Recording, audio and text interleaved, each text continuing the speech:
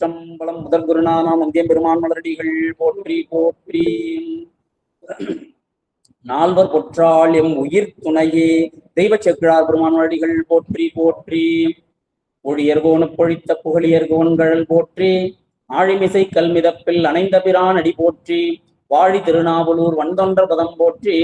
ஊழிமலி திருவாத ஊரர் திருத்தாள் போற்றி.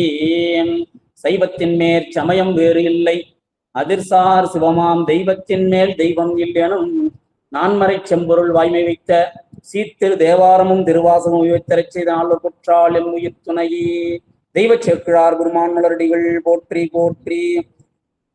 தூக்கு சீர்திரு தொண்ட தொகைவிரி வாக்கினால் சொல்ல வல்ல பிரான் எங்கள் பாக்கிய பயனாம் பதிகுன்றை வாழ் சேர்க்கிழான் அடி சென்னி இருத்துவாம். தொகையா நாவலூர் ஆளி தொடுத்த திருத்தொண்ட பெருமை வகையால் விளங்க உயர் நம்பியாண்டார் வகுப்ப மற்று அதனை தகையா அன்பின் விரித்து உலகோர் தமை அடிமை திறப்பாட்டின் உகையான் என்ற சேர்க்கிடான் ஒளிர் பொற்கமலத்தாள் பணிவாம். தில்லை வாழ்ந்தனரே முதலாகச் சீர்படைத்த தொல்லைதாம் திருத்தொண்ட தொகையடியார் பதம் போற்றி. வல்லையவர் புராணகதை உலகறிய விரித்துரைத்த செல்லுமொழி குண்டத்தூர் செக்கிழார் அடி போற்றி. ஞாலமுய்ய வந்த நாயன்மார்கள் தொகையடியார்கள் திருமுறை அருளாசல் பெருமக்கள் மடிகள் போற்றி போற்றி. அகச்சந்தான புறச்சந்தான புரோர் பெருமக்கள் மடிகள் போற்றி போற்றி. முத்த பிள்ளையார் மலடிகள் போற்றி போற்றி. திருச்சிற்றம்பலம். எடுக்கும் ஆக்கதை இந்த செய்யலாய் நடக்கும் என்ப நமக்கரும் செய்திட தடக்கை ஐந்துடை தாழ்செவி நீழ்பொடி கடற்களிற்றை கருத்துள் இருத்துவாம். எம்பிராட்டி பிரகத் சுந்தர குஜாம்பிகை சமேத மகாலிய பெருமான் மலடிகள் போற்றி போற்றி. திருச்சிற்றம்பலம்.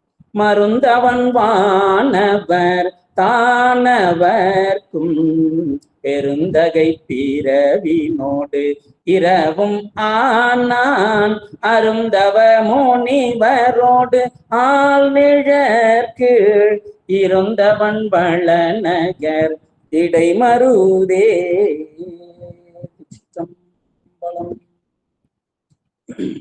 எம்பிராட்டி சிவகாம சுந்தரி ஆனந்தமான ராஜ பெருமான் மலரடிகள் போற்றி போற்றி. உலகலாமனந்தோதற்கரியவன் நிலவுலாவி நீர்மலிவனி அழகிற் சோதி நம்பலத்தாடுவான் மலர் சிலம்பு அடி வாழ்த்தி வணங்குவான். ஞானமாதேசிக பெருமான் மலரடிகள் போற்றி போற்றி. இந்த சைவ உலகம் பெருவாழ்வு அடைய வேண்டும் என்ற பெருங்கருணையினால் கைலாய பரம்பரை மெய்கண்ட சந்தானம் திருவாவடுதுறை ஆதீனத்திலே நமச்சிவாயமூர்த்திகளின் திருவடிவாகவும் நம்முடைய சந்தான ஆச்சாரியார்கள் திருவடிவாகவும் எழுந்தருளி ஞானச்செங்கோல் ஓச்சி இந்த சித்தாந்த சாஸ்திரத்தை உலகெங்கும் உள்ள அடியார்கள் அதனை படித்து வாழ்வில் பயனை எய்த அற்புதமாக அருட்கருணை செய்து வரக்கூடிய 24வது பட்டத்தில் எழுந்தருளிருக்கக்கூடிய நம்முடைய குருமகா சன்னிதானங்களின் திருவடி கமலங்களை திசை நோக்கி வழுத்தி கொண்டு சிறியனை ஞானாசிரியராக இருந்து போதித்து வளர்த்து வரக்கூடிய ஞானியார் ஜெயபால் ஐயா அவர்களையும் இச்சிறியனுக்கு மேலும் சித்தாந்த நுட்பங்களை விளக்கி அருளி செய்த அடியனது ஞானாசிரியர் மற்றும் வித்யா குருநாதராக இருக்கக்கூடிய சைவ சித்தாந்த இயக்குனர் ஐயா அவர்களுக்கும் திருவாவடுதுறை ஆதீனத்து சைவ சித்தாந்த இயக்குனர் ஐயா அவர்களுக்கும் அடியனை தீட்சை மூலம் ஆட்கொண்டு சிவநெறி செலுத்தி பெருமான் திருவழியை நாளும் வழிபாடு செய்ய அற்புதமாக அருள் செய்து அருளியுள்ள தீட்சா குருநாதர் பெருமானையும் இந்த இனிய வேளையிலே முக்கரணங்களால் வழுத்தி கொண்டு இந்த சிவஞான சிந்தனையை சிவானந்த தேன் பருக எழுந்தருளி இதை உலகெங்கும் இருந்து கேட்டு அனுபவித்துக் கொண்டிருக்கக்கூடிய சீரடியார் பெருமக்கள் மற்றும் இந்த இடைமருதீசன் சாத்திர குழுவை அற்புதமாக இங்கே நிறுவி அதன் மூலம் இங்கே நம்முடைய சைவ சமயத்தின் ஆழ்ந்த நுண்ணிய பொருள்களை எல்லாம் விரித்து காட்டக்கூடிய இதை நிறுவிய நிறுவனர்கள் மற்றும் மலரம்மையார் அவர்கள், சிவமலர் அம்மையார் அவர்கள் மற்றும் ஆதிசிவன் ஐயா, மருத்துவர் ஐயா போன்ற பெரியவர்களையும் இந்த சிறியன் இந்த இனிய வேளையில் வணங்கிக் கொள்கிறேன். இந்த மேடை நம்முடைய விக்ரமசிங்கபுரம் ஐயா அவர்கள் போன்ற பெரியவர்கள் அற்புதமாக சிவஞானத்தை விரித்து பரப்பக்கூடிய ஒரு அற்புதமான மேடை.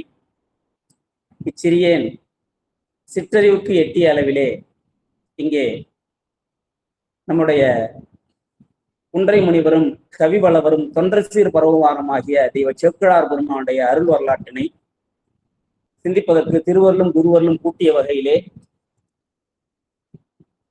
தற்போது சிந்தனையை தொடங்குகிறேன். திருச்சி நம்முடைய சேக்கிழார் பெருமான் நம் சைவ இந்த பெருநெறி, சைவ நெறி தான் இந்த உலகில் பெருநெறி என்று சொல்லும் நம்முடைய சித்தாந்த சாஸ்திரம். ஏன் இது பெருநெறி என்று சொல்லப்படுகிறது என்றால், 4 சமயங்கள் என்று போற்றக்கூடிய 24 சமயங்களையும் சமயம் என்ற நிலையிலே அமைத்து அவை அனைத்தையும் தன்னுள் வாங்கி கொண்டு அவை எந்த அளவிலே தன்னுடைய வியாபகத்திலே தடைபட்டு இருக்கிறதோ அந்த இடம் வரை சென்று அதன் வியாபகம் எங்கே தடைப்படுகிறது, பரம்பொருளை எங்கே உணர முடியாமல் அது தடுமாறுகிறது என்பதை அந்த சமயத்துக்கு சுட்டி அறிவித்து அதனினும் நம் சைவ சமயம் எவ்வாறு மேம்பட்டு நிற்கிறது என்பதை அறிவிக்கும் வகையிலே தான் நம் ஞான சாஸ்திரங்கள் அமைந்திருக்கும். பரசமய நிராகரணமும் இருக்கும், அதே போல சைவ சமய பரிபாலனமும் இருக்கும் ஞான சாஸ்திரங்களிலே. அந்த வகையிலே நம்முடைய சைவமானது அனைத்து சமயங்களையும் தன்னுள் கொண்டு, எப்படி 12-15 முட்டைகளை இட்ட ஒரு தாய்க்கோழி அனைத்து முட்டையையும் தன்னுடைய உடலின் கீழே அமைத்து கொண்டு அதன் மேலே அமர்ந்து அதை பக்குவப்படுத்தி அந்த தடையை உடைத்து அதில் உள்ள குஞ்சுகளை வெளியே வர ஒரு தாய்க்கோழி அங்கே குஞ்சை பொரிக்கிறதோ, அதுபோல அனைத்து சமயங்களையும் அது எந்த அளவிலே அதனுடைய வியாபகம் உள்ளதோ அதற்கு மேம்பட்டு சைவம் எப்படி உள்ளது என்பதை அறிவித்து ஆட்கொள்ளக்கூடிய ஒரு மிகப்பெரிய பரந்துபட்ட சிவபரம்பொருளே நிறுவிய சைவ சமயத்தில் இருக்கக்கூடிய நாம் எல்லாம் இந்த சைவ சமயத்தை சார்ந்ததற்கு பெருமான் திருவடியை கோடானு கோடி முறை பணிந்து பணிந்து பணிந்து நம்முடைய நன்றியை தெரிவித்துக் கொள்ளலாம். அந்த வகையிலே நம்முடைய சைவ சமயம் 12 திருமுறைகளிலும் 14 சாஸ்திரங்களிலும் தோத்திரமாகவும் சாஸ்திரமாகவும் பெருமான் திருவருட்கருணையை அவன் எவ்வாறு ஆட்கொள்கிறான், அவன் எவ்வாறு கருணை செய்கிறான், அவன் எவ்வாறு உயிர்களை பக்குவப்படுத்துகிறான்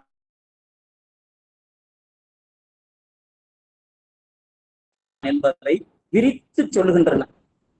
இந்த திருமுறைகள் என்பது இலக்கியமாகவும் சாஸ்திரம் என்பது இலக்கணமாகவும் அமைந்து செம்மைப்படுத்தக்கூடியன அப்படி என்று பெரியவர்கள் சொல்வார்கள். அந்த வகையிலே 11 திருமுறைகள் எவ்வாறு வந்தது என்கிற வரலாற்றை சிவத்திரு ஆதிசிவன் ஐயா அவர்கள் அற்புதமாக அந்த திருமுறை கண்ட புராணத்திலே விரித்து அனைவரும் கேட்டு உவக்கும்படி அவர்கள் சொல்லக்கூடிய அந்த அழகு பார்த்தா ரொம்ப அற்புதம். என்ன அப்படின்னு கேட்டா, ஒரு நாயன்மார்கள், பரமாச்சாரியார்கள் மற்றும் திருமுறை ஆசிரியர்கள் திருநாமத்தை, ராஜராஜ சோழ பெருமான் உட்பட நாமத்தை சொல்லும் பொழுது மிக மிக மிக உயர்வோடு போற்றுவார்கள். இந்த ஒருமையில சொல்றதே இருக்காது. சேக்கிழார் சொன்னார், ஸ்ரீமத் சேக்கிழார் பெருமான், அந்த தன்மையோடு சொல்லுவார். அப்போ அதெல்லாம் கேட்கும் பொழுது நாம் எவ்வளவு பண்பட வேண்டியுள்ளது என்பதையெல்லாம் நாம் உணர முடிகிறது. மருத்துவர் ஐயாவுடைய தொண்டு அளவற்றது. இந்த பக்கம் இடைமருதீசன் சாஸ்திர குழுவிலும் அவர்களுடைய தமிழ் பணி சிறப்பாக நடைபெற்று வருகிறது. அதே போல ஐயா பல நிலைகளிலே இருந்து சைவ பணி அற்புதமாக ஆற்றி வருகிறார். அவர்கள் அனைவருடைய திருவடியும் வணங்கிக் கொண்டு 11 திருமுறைகளை சிறப்பாக பெருமான் அமைத்து கொடுத்தும் மேலும் ஒரு திருமுறையை இங்கே கொடுக்க வேண்டும் என்று திருவுள்ளம் கொண்டு அந்த திருமுறையை நமக்கு அருளிய வரலாற்றினை இங்கே நாம் ஓரளவு எளிமையாக, 1 மணி நேரம் நமக்கு நேரம், பாடலின் எண்ணிக்கை மிகவும் அதிகம். 1 மணி நேரத்துக்குள்ள எடுத்து சொல்ல முடியுமா அப்படின்னு கேட்டா கண்டிப்பாக முடியாது. ஏனென்றால் 103 திருப்பாடல்களை 1 மணி நேரத்துக்குள்ள சிந்திப்பது என்பது நடக்கவே நடக்காத காரியம். இருந்தாலும் அதனுடைய சாரத்தை லேசா தொட்டுவிட்டு எப்படி இதை ஒருவாறு நாம் ஒரு ஒரு குறிப்பிட்ட மையத்தில் இருந்து எப்படி பேசுவது என்று சிந்தித்திருந்தேன். ஐயா நேற்று ஆதிசிவன் ஐயா ஒரு பாடலை எடுத்து பதிவு செய்திருந்தார்கள். அந்த பாடல் ஒரு உத்வேகம் கொடுத்தது. சரி, இது போன்ற சில இடங்களை தொட்டு காட்டி அதன் சிறப்புகளை, ஏன்னா நம்ம திரும்ப திரும்ப கேட்ட வரலாறு என்பதால் அந்த இடங்களை நாம் அப்படியே லேசா பார்த்துட்டு கொஞ்சம் நுட்பமாக பார்க்க வேண்டிய இடங்களை மட்டும் அதை பார்த்து விட்டு செல்லலாம் என்ற அளவிலே இந்த சிந்தனையை தொடங்குவோம். தெய்வ சேக்கிழார் பெருமான் திருவடிகள் போற்றி போற்றி. திருச்சிற்றம்பலம். சேக்கிழார் புராண வரலாற்றினை நம்முடைய சந்தான ஆச்சாரியார்களிலே அட்டகம் பாடிய சித்தாந்த அட்டக வித்தகர் என்று போற்றக்கூடிய சிவபெருமானே கைச்சீட்டு கொடுத்து தன்னுடைய அடியவனுக்கு தீட்சை மூலமாக முத்திநெறிக்கு செலுத்த அற்புதமாக அங்கே ஆணையிட்டு அருளி செய்த முள்ளிச்செடிக்கும் முத்தி கொடுத்த நம்முடைய உமாபதி சிவபெருமான் இந்த வரலாற்றினை அற்புதமாக அருளி செய்துள்ளார்கள். இந்த வரலாறானது அவர் காட்டவில்லை என்றால் சேக்கிழார் பெருமான் வரலாறு இந்த அளவு சுவைபட உள்ளது என்பதை நாம் அறிய இயலாமலே போயிருக்கும். அப்படி அற்புதமாக தொடங்கி சேக்கிழார் நாயனார் புராணம் என்று சொல்லக்கூடிய இந்த நூலினை சிறப்பாக செய்துள்ளார்கள். விநாயகர் துதியோடு தொடங்கக்கூடிய இந்த புராணமானது அந்த துதியை பார்த்து விட்டு போகலாம். ஒவ்வொரு பாடலும் பொருள் பார்ப்பது கொஞ்சம் சிரமம். கொஞ்சம் முக்கியமான இடங்களை பார்த்து செல்லலாம். திருச்சிற்றம்பலம். வானுலகும் மண்ணுலகும் வாழ மறைவாழ பான்மை தரு செய்ய தமிழ் பார் மிசை விளங்க ஞானமத 5 கர 3 விழி நாள்வாய் ஆணை முகனை பரவி அஞ்சலி செய்கிற்பாம் என்று நாயகப் பெருமானை இந்த வானுலகும் மண்ணுலகும் வாழ, சைவத்தோட தனித்தன்மை அதுதாங்க. இவர்கள் எப்பொழுதும் சமயம் வாழ வேண்டும், அடியார் வாழ வேண்டும் என்ற அளவிலே நின்றுவிட மாட்டார்கள். வான்முகில் வழாது பெய்க, மழை ஒருத்தர் பொருட்டு பெய்யுமா, உலகம் அனைத்தையும் உய்விக்கும். அப்போ அப்படி தமிழ் மரபின் வாழ்த்துக்களே இப்படிதான் இருக்கும். வானுலகும் மண்ணுலகும் வாழ, மறை வாழ. நம்முடைய தமிழ் பார்மிசை விளங்கி நிலை பெற ஞான மதத்தையும் 5 கரத்தையும் 3 விழியையும் 4 வாயையும் உடைய ஆணைமுகனை பரவி இந்த நாயனார் புராணத்தினை தொடங்கிக் கொள்கிறோம் என்கிறார் நம்முடைய உமாபதி சிவபெருமான். அந்த வகையிலே நடேச பெருமான் துதியும் மற்றும் சிவகாம சுந்தரி துதியும் பாடி தொடர்ந்து செல்கிறார். பெருமான் அங்கே தில்லையிலே இருவர் காண அற்புதமாக எவ்வாறு நடம் புரிகிறார் என்கிற நலத்தை பாடி, மேலும் இந்த கடல் புடைசூழ் வையமெல்லாம் ஈடேறும் பொருட்டு ஆடுறதே நாம உய்தி அடையிருந்தாங்க. கருணை கருணை கருணை. பெருமான் நடனம் பரிபூரண கருணை. கருணையை தவிர வேற ஒண்ணும் இல்லை. ஏன்னா ஒரு நிறுவனத்தில் வேலை பார்த்தால் மாதம் 30 தேதி ஆன உடனே போய் ஏடிஎம் கார்டை போட்டுருவேன், ஏன்னா நான் உழைத்ததுக்கு ஊதியம் வேணும் என்று. ஆனா இந்த பெருமான் ஒருத்தன் தான் எந்தவித பிரதிபலனும் பாராமல் இந்த உயிர்கள் அனைத்தும் ஈடேற வேண்டும் என்கிற ஒரே கருணையோடு அனாதி காலம் தொட்டு எவ்வளவு காலம் இன்னும் செய்ய போகிறான் என்று தெரியாது 5 தொழிலை அற்புதமாக புரிந்து வருகிறான். அப்பேற்பட்ட கடவுளை நாம் பெற்றதற்கு தவம் செய்திருக்கணுங்க. தவம் செய்திருக்கணும். சிவபரம்பொருளை திருவடியை பற்றுவதற்கு தவம் செய்திருக்க வேண்டும். ஏற்பட்ட பெருமான், அந்த பெருமான் உமையம்மை காண நடனம் செய்கிறார். உமையம்மை காண எப்படிப்பட்ட அம்மையாரா, பரந்தெழுந்த சமன் முதலாம் பரசமய இருள் நீங்கும் பொருட்டு சிறந்தழுவு சைவநெறி திருநீட்டின் ஒளி விளங்கும் பொருட்டு அறந்தை கெட நம்முடைய பெருமான் செய்யும் நடனத்தை காணக்கூடிய உமையம்மை அவள் எப்படிப்பட்டவள் தெரியுமா? புகழியர்கோன் அமுது செய்ய திருமுலைப்பால் சுரந்து அளித்தவள். நாயகப் பெருமானுக்கு சுரந்தளித்தாள் என்றால் ஒரு நியாயம், முருகப்பெருமானுக்கு சுரந்தளித்தாள் என்றால் ஒரு நியாயம். நம்முடைய காழிப்பிள்ளையாருக்கு சுரந்தளித்தாலே என்னையா இது என்று கேட்டால், காழிப்பிள்ளையாருக்கு கொடுத்தது அவர் திருவமுது செய்ய அல்ல, நாம் அனைவரும் உய்தியடைய, நாம் அனைவரும் உய்தியடைய. துரைமங்கலம் சிவபிரகாஷ் சுவாமிகள் தான் சொல்லுவார் அற்புதமா, உமையம்மை நாவில் ஊட்டிய பாலை நாவால் மரித்தாராம். உள்ள உண்ணுலையாம், நாவால் மரித்து எப்படி ஒரு மலரிலே இருக்கக்கூடிய மதுவினை எடுக்கக்கூடிய தேனி அதை தேன்குட்டிலே சென்று தேனாக மாற்றுகிறதோ, அதுபோல உமையம்மை கொடுத்த ஞானப்பாலினை பதிகமாக மாற்றி திருப்பி நமக்கே கொடுத்தாரா அந்த வள்ளல். அப்பேற்பட்ட வள்ளல் காழிப்பிள்ளையார். அதனால அவருக்கு ஊட்டினாள் உமையம்மை. அப்பேற்பட்ட உமையம்மை திருவடியை போற்றிக் கொள்கிறார். அதனைத் தொடர்ந்து கற்பக விநாயகருக்கு தனித்துதி பாடி அந்த விநாயகர் குடதிசை கோபுர வாயில் இருக்கக்கூடிய அந்த விநாயகர் பெருமானை வணங்கிக் கொள்வோம் என்றும், மேலும் நம்முடைய சுப்பிரமணிய பெருமான் துதி, அங்கே நம்முடைய ஆறுமுக பெருமான் எல்லாம் வடிவம் தான் வேறு.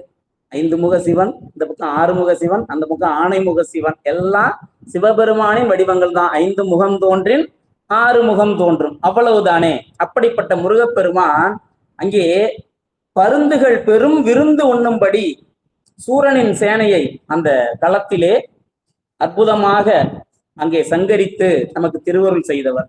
இதுல இந்த நூலில் நமக்கு கிடைத்த பெரும் கொடை இந்த 4 துதி. 4 துதியானது நமக்கு கிடைத்த பெரும் கொடை. 4வரையும் அவரவர் அற்புத செயல்களை தனித்தனியே எடுத்து போட்டு அற்புதமாக செய்கிறார். ஊழியர்கோன் வெப்பு ஒழித்த புகழியர்கோன் கழல் போற்றி. அவருடைய அவதாரத்தின் பயனே பரசமய நிராகரணமும். ஏன் நிராகரணம்?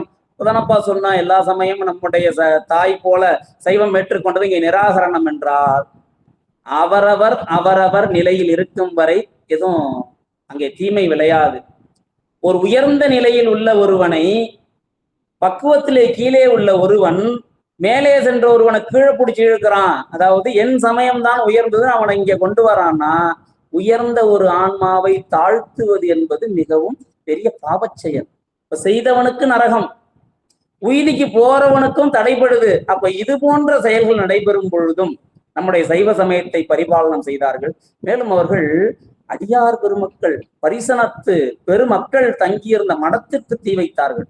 அப்பேற்பட்ட நிலையிலே அதற்கு மேல் அவர்கள் பொறுத்து இருந்தால் பிறகு அது எல்லை கடந்து விடும் என்கிற காரணத்தால் பேரழிவை அவர்கள் சந்திக்காதபடி, நரகத்திலே பல ஊழிகள் உழலாதபடி, இங்கேயே அவர்களுடைய தவறுக்கு சிறு தண்டனையாக அங்கே காழிப்பிள்ளையார் அவர்களுக்கு அங்கே அந்த கழுவில் ஏற்றும் சிறு தண்டனையோடு இந்த இதுதாங்க சைவ சமயம் காட்டுகிறது. நாயன்மார்கள் தண்டித்தார்கள் அப்படின்னு சொல்லி ஒரு சில இடங்கள் வருகிறது. ஒன்றும் இல்லை, சண்டேச பெருமான் தந்தையார் திருவடியை தண்டித்தார், துணித்தார்னு வருது. இப்ப என்னப்பா இது, தந்தையார் திருவடியை துணித்தார்? தந்தையார் திருவடியை சண்டேச துணித்த காரணத்தால் அந்த தந்தையார் பல ஊழி நரகத்தில் உழலாமல் தப்பித்தார். என இங்கே தண்டனை நிறைவேற்றப்பட்டு விட்டது. உடனே அவர் பெருமான் திருவடிக்கு போனாருங்கிறார். அப்போ அவருக்கு மேலே கிடைக்க வேண்டிய தண்டனையை பரமாச்சாரியார்கள் நாயன்மார்கள் போன்றவர்கள் இங்கேயே சரி செய்து, ஏன்னா இவர்களுடைய திருக்க நோக்கம் பட்டு விட்டதல்லவா, அதனால் அவர்களுடைய அந்த தண்டனை இங்கேயே நேர் செய்யப்படுகிறது. அப்படி இருந்த நம்முடைய பிள்ளை பெருமான் மற்றும் ஆழியிலே கல்லிலே மிதைந்த நம்முடைய அப்பமூர்த்திகள் மற்றும் திருநாவலூரிலே அவதாரம் செய்து அற்புதமாக நம்மை ஆள வந்த வன்தொண்டர் பெருமான் மற்றும் திருவாதவூர் தோன்றலாகிய நம்முடைய மணிவாசக பெருந்தகையாரை இங்கே வாழ்த்திக் கொள்கிறார். சேக்கிழார் பெருமானுக்கு தனித்துதி அமைத்துக் கொள்கிறார். தில்லைவாழ் அந்தனரே முதலாக, அந்தனரை தில்லைவாழ் அந்தனை முதலாக கொண்டு இங்கே திருத்தொண்ட தொகையை அற்புதமாக அருளி செய்த அவருடைய திருவடியை போற்றிக் கொள்கிறோம். இந்த புராண கதையை உலகறிய விரித்து உரைத்த நம்முடைய சேக்கிழாரடியை நாம் வணங்கிக் கொள்கிறோம் என்று அற்புதமாக இங்கே நம்முடைய சேக்கிழார் பெருமான் திருவடியை வணங்கி கொண்டு இப்பதான் நூலுக்கு பெயர் கொடுக்க வருகிறார். இந்த நூல் என்ன பெயர்? இது ஒரு சில மரபு. சேக்கிழார் பெருமானும் 1010ஆம் பாடலிலே நூற்பெயரை வலியுறுத்தி செல்வார். எப்படி சொல்வார் என்றால், இங்கிதன் நாமம் கூறின் இவ்வுலகத்து முன்னால் தண்ணீரில் 2 மாக்கள் சிந்தையில் சார்ந்த நின்ற பொங்கிய இருளையானை குறையில் போக்குகின்ற சென் கதிரவன் போல் நீக்கும் திருத்தொண்டர் புராணம் என்பாம் என்று அங்கே நாமம் சுட்டுவார். அதே போல இங்கே நம்முடைய உமாபதி சிவன் நூலுக்கு நாமகரணம் செய்கிறார்.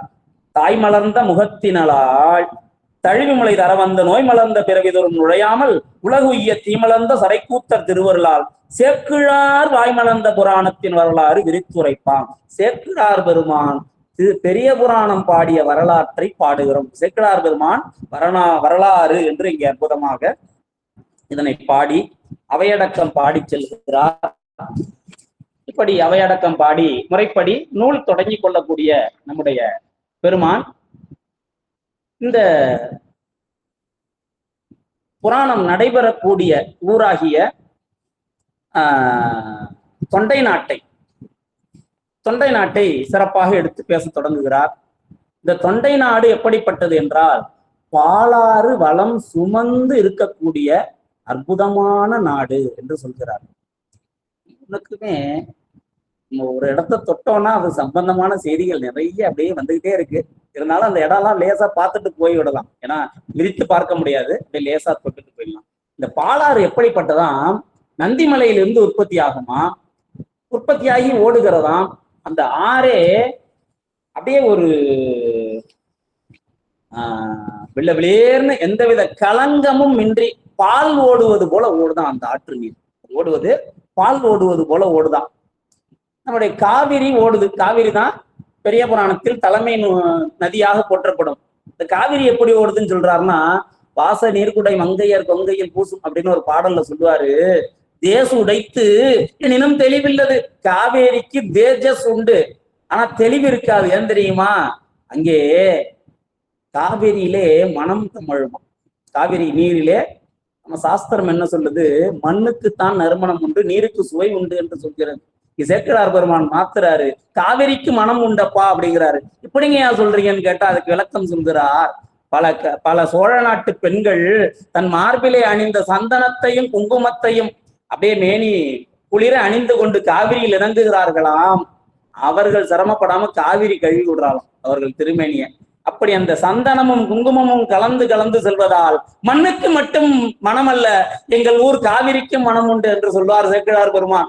அது ஒரு பக்கம் இருக்கட்டும், அந்த காவிரி தெளிவில்லாம ஓடுறான்னு சொல்லி சொல்றார் சேக்கிழார். இங்கே சொல்கிறார் நம்முடைய உமாபதி சிவம், இந்த பாலாறு தெளிந்த பால் போல ஓடும் பாலாறு. அதே போல காவிரி எப்படிப்பட்டவளாம், உய்யவே சுரந்து அழித்து ஊட்டும் நீரது. அவள் நீர் பாய்ந்தும் நாட்டை வளம் செய்வாளா, ஊற்று நீராலும் வளம் செய்வாளா. ஆனா இந்த பாலாறு எப்படிப்பட்டதுன்னு சேக்கிழார் பெருமான் தொண்டை நாட்டு சிறப்பு சொல்லும்போது சொல்லுவாரு, நல்ல பசும் குழவி, சின்ன வெண்டைக்காய் பிஞ்சு போல இருக்கக்கூடிய அதன் கரங்களால் தாயின் முளை அப்படி லேசா தொடுமா. தொட்ட உடனே பால் சுரந்து பீரிட்டு பொங்கும் அல்லவா தாய் முளையிலே. அது போல தண்ணி ஓடவில்லை என்றாலும் பாலாற்றிலே உழவர்கள் சென்று அம்மா விவசாயம் செய்யணுமா அப்படின்னு மணலிலே கரம் வைத்த உடனே குழந்தைக்கு தாய் பாலூட்டுவது போல அந்த பாலாறு அப்படியே பொங்கி எழுவாளாம். அப்படி தாய் போல ஊட்டக்கூடியவள் இந்த பாலாறு என்பார் நம்முடைய சேக்கிழார் பெருமான். அப்படிப்பட்ட பாலாறு வளம் செய்யக்கூடிய அற்புதமான பதி. அந்த பதியிலே நல்ல சோலைகள் மற்றும் பலவிதமான வளங்கள் மிக்க தொண்டை நாடு. தொண்டை நாட்டின் சிறப்பு ஒப்பா எவ்வளவு சிறப்பு. பரமாச்சாரியார்கள் நாயன்மார்கள் அவதாரத்திலே பார்த்தால் 2 பரமாச்சாரியார்கள் நடுநாடு, பிள்ளை பெருமான் சோநாடு, நம்முடைய மணிவாசக பெருமான் தொண்டை நாடு, என்னப்பா மன்னிக்கணும் பாண்டி நாடு. அப்பா தொண்டை நாட்டுக்கு பரமாச்சாரியாரே இல்லையா அப்படின்னு சொல்லி சைவ உலகம் சற்று வருந்தியதாம். ஏன் ஐயுறுகிறீர்கள், இந்த பரமாச்சாரியார் புகழை பாடக்கூடிய சேக்கிழாரையே இங்கே தோற்றுவிக்கிறோம்னு அற்புதமாக தொண்டை நாட்டிலே சேக்கிழாரை அவதாரம் செய்ய சொன்னார் நம்முடைய பெருமான் என்று அந்த இடத்தை ரொம்ப நயமாக பெரியவர்கள் பேசுவார்கள். அப்படிப்பட்ட தொண்டை நாடு, அந்த தொண்டை நாடு அதனுடைய நாமத்தே பாருங்களேன், தொண்டை நாடு அப்படின்றது பெயர். தொண்டை நாடு நமக்கு அறிவிக்கிறது நாட்டு பெயரே. அப்பா நீ தொண்டை நாடு, இதுதான் உய்திக்கு வழி என்று அறிவிக்கிறது தொண்டை நாடு. அப்படிப்பட்ட அற்புதமான தொண்டை நாடு நம்முடைய தமிழகம் பல மாவட்டங்களாக பிரிக்கப்பட்டு இருப்பது போல தொண்டை நாடு 24 கோட்டங்களாக பிரிக்கப்பட்டும் அதில் ஒரு கோட்டம் புலியூர் கோட்டம் என்றும் இருந்தது. அந்த கோட்டத்திலே குன்றத்தூர் என்கிற ஊரிலே சேக்கிழார் திருமரபு அங்கே தழைத்தது என்பார். இந்த சேக்கிழார் குடியானது நம்முடைய கரிகால் சோழ பெருவளவன் குடியேற்றியது என்ற வரலாறு சொல்வார்கள். அவர் இமயத்தை நோக்கி படையெடுத்து சென்ற பொழுது இந்த நாடு வளம் பெற வேண்டும் தொண்டை நாடு என்று இங்கே சோநாட்டிலிருந்து அழைத்து சென்ற நற்குடி 48,000 பேரை அங்கே குடியேற்றினார் என்றும் அவர்கள் பல குடிகளாக அங்கு சென்று அந்த நாட்டை வளம் செய்தார்கள் என்றும் அற்புதமாக அந்த வரலாறு அமையும். அங்கே உமையம்மை காஞ்சியிலே பூசை செய்கிறாள். பூசை செய்து பெருமான் திருவடியை போற்றி இந்த தொண்டை நாடு சிறப்பதற்கு அருள் செய்யுங்கள் பெருமானை என்று சொன்ன உடனே பெருமான் 2 நாழி நெல் கொடுத்தாராம். அந்த 2 நாழி நெல் பெருமான் எப்படி கொடுத்தாருன்னு தெரியணும் இல்லையா? ஒரு வரலாறு சொல்லுவாங்க. நம்முடைய திருநாளை போவார் அங்கே திரு புன்கூரிலே குளத்தினை தூர்வார செல்வார்.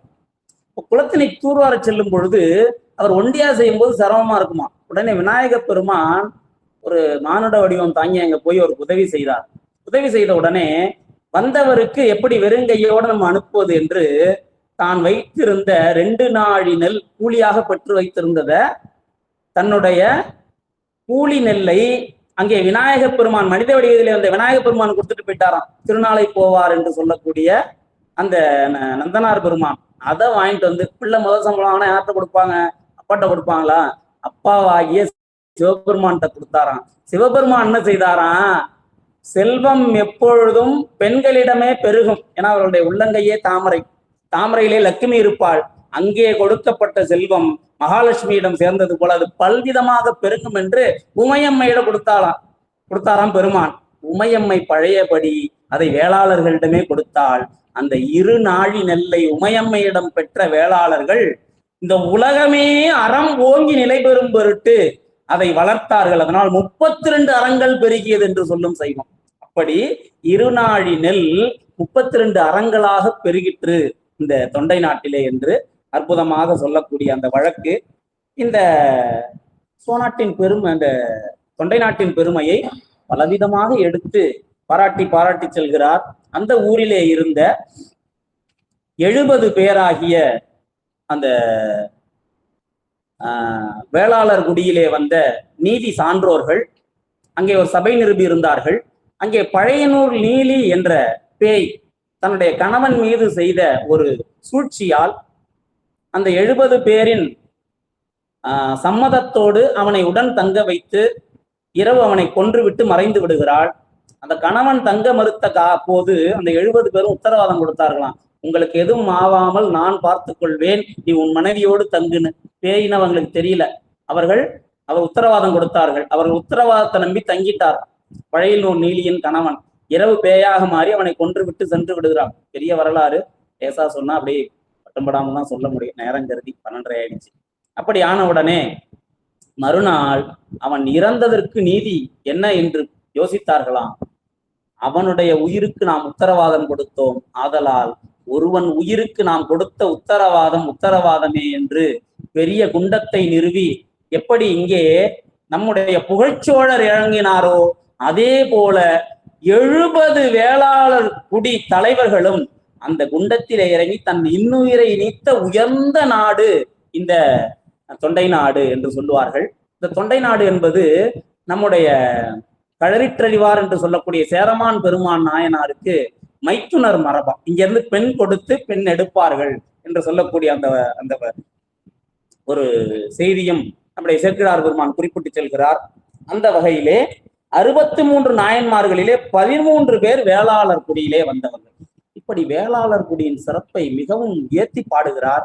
அந்த வேளாள் மரபிலே சேக்கிழாரும் அவருக்கு பின்பு பாலரா வாயன் என்று சொல்லக்கூடிய இருவரும் திருவாதாரம் செய்கிறார்கள். அவர்களுடைய அந்த உயர்ந்த அந்த ஞானத்தை கண்ட சோழன் உத்தம சோழ பல்லவன் என்று பட்டம் கொடுத்து அவரை தன்னுடைய முதலமைச்சராக, கிளையில உள்ள போவோம், அவர் எப்படி உள்ள வந்தார்னு அதெல்லாம் சொன்னோம்னா நம்ம உள்ள 10 பாடல் தாண்டி போகவே முடியாது. பெரிய வரலாறு, நேரம் கருதி சுருக்கி பார்ப்போம். அவர் அவருடைய முதலமைச்சராக அவருக்கு அங்கே நியமித்து அவருக்கு உத்தம சோழ பல்லவன் என்று பட்டமும் கொடுத்து அங்கே அமைத்துக் கொள்கிறார். அவர் சோழ நாட்டிலே இருக்கக்கூடிய திரு நாகேஸ்வரத்து பெருமானுக்கு, நாகநாத பெருமானுக்கு, அப்படி சொன்னா இன்னைக்கு பல பேருக்கு தெரிய மாட்டேங்குது. ராகுஸ்தலம்னு சொன்னாதான் பல பேருக்கு தெரியுது. காலத்தின் கொடுமை. உண்மையிலேயே அது போன்ற தலங்கள்ல சுவாமி தரிசனம் ரொம்ப இலகுவா இருக்கும். இந்த சுற்றுப்பிரகாரத்திலயும் அந்த பரிகார தலம் தான், பரிகார மூர்த்தி கிட்ட தான் கூட்டமே நிற்கும். சுவாமி தொண்டன் வருவான், இங்க வாப்பா, நான் உன்னுடைய கோள் நிலையெல்லாம் அறுத்து உன் கோளாற்றை சரி செய்கிறேன்னு பெருமானங்க வீற்றிருப்பான். இவர்கள் ஏவல் செய்யக்கூடிய நவகிரகங்கள் போக்குவரத்துக்கிட்டே போய் வழிபாடு பண்ணிட்டு அப்படியே வந்துடுறாங்க. என்ன பண்றது? அதாவது அவர்களுக்கு ஆக்க விதி அருந்த விதி இல்லைன்னு சொல்ற மாதிரி பெருமானே பக்கத்துல இருக்கும் பொழுது அவனை நாடாமல் இங்க பரிகார தெய்வங்களை நாடி நாடி பல பேர் போயிடுறாங்க. அறியாமை இல்லையா? அப்படிப்பட்ட அந்த திருநாகேஸ்வரம் அதில் அவர் ஆன்மநாதராக பூசித்த காரணத்தால் தன்னுடைய குன்றை நகரிலே குன்றத்தூரிலே இதே போன்ற ஒரு திருநாகேஸ்வரமும் சமைத்து அற்புதமாக அங்கே பூசித்து அந்த பெருமானுக்கு நித்தியபடி பூசை நில நிபந்தங்கள் எல்லாம் கொடுத்தார் என்று கல்வெட்டுகள் குறிப்பிடுகின்றன. அப்படிப்பட்ட சோழ மன்னனாகிய அனபாயர் இந்த சமணர்கள் நூலாகிய சீவக சிந்தாமணியை படித்து வருகிறார். ஏனென்றால் நாட்டிலே போர் இல்லை, பிரச்சனை இல்லை, கலகம் இல்லை, திருட்டு இல்லை, எதுவுமே இல்லை. நாடு ரொம்ப அமைதி. அனபாய சோழர் காலத்திலே, 2ஆம் குலோத்துங்கன் என்று சொல்லக்கூடிய அனபாய சோழர் காலத்திலே உடனே அவர் இன்பச் சுவையிலே பொழுதை கழிக்கிறார். இதை கேள்வியுற்று சேக்கிழார் பெருமான் அவரிடம் சென்று அவரை வன்மையாக கண்டித்து திருத்துகிறார். இந்த காலத்துல இப்படி ஒரு செய்தியை பார்க்கவே முடியாது. வெள்ளக்காக்கா பறக்குது, அது மல்லாக்க பறக்குதுன்னாலும் ஆமா கூட 2 பறக்குதுன்னு சொல்லக்கூடியவங்க தான் அமைச்சரா இருக்காங்க. ஏன்னா இந்த கட்சியையும் சொல்லல, பொதுவாக சொல்கிறேன். ஏனென்றால் அங்கே என்ன அறத்தை வலியுறுத்தினால் தன் பதவி போய்விடுமோ என்ற பயத்தோடு இருக்கக்கூடியவங்க தான் நிறைய பேர் இருக்காங்க.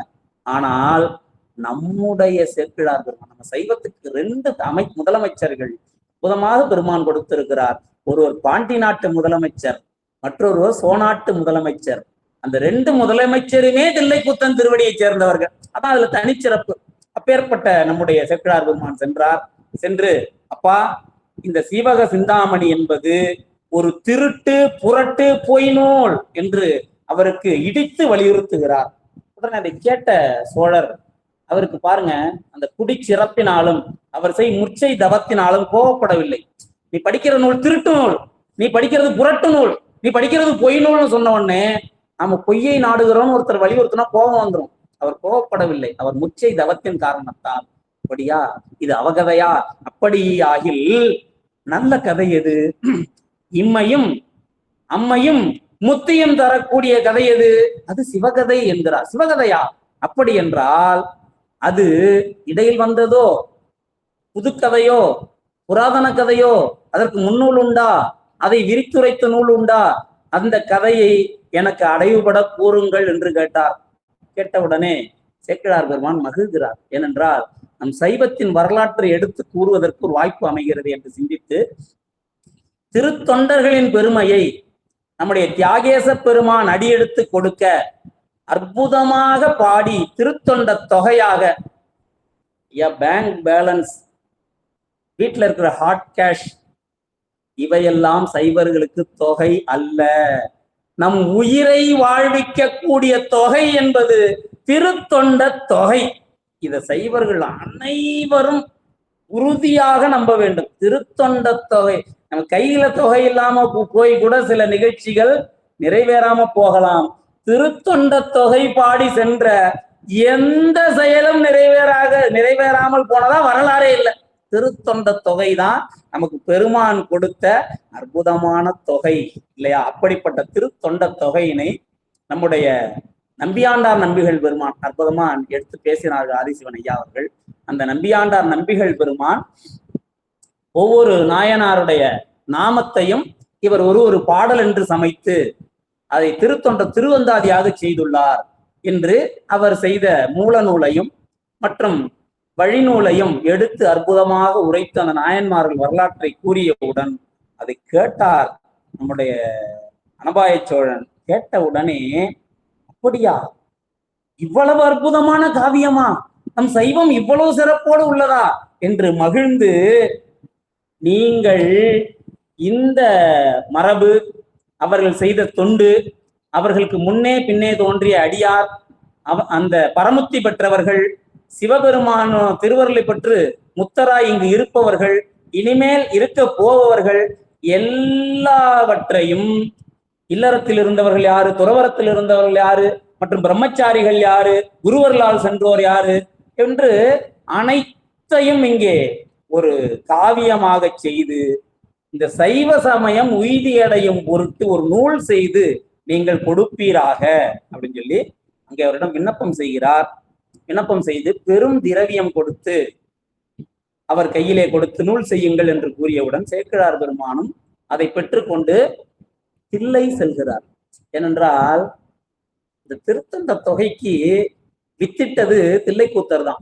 திருத்தொண்ட தொகை அடியெடுத்து கொடுத்தது நம்முடைய தியாகேச பெருமான். ஆனா திருத்தொண்ட தொகை வித்திட்டது தில்லைக்கூத்தன். எப்படி வித்திட்டார் என்று கேட்டால், அங்கே தில்லையை தரிசிக்க செல்வார் நம்முடைய சுந்தரமூர்த்தி சுவாமிகள். அங்க சொல்லுவாரு, திரு ஆரூருக்கு நம்பால் வருக.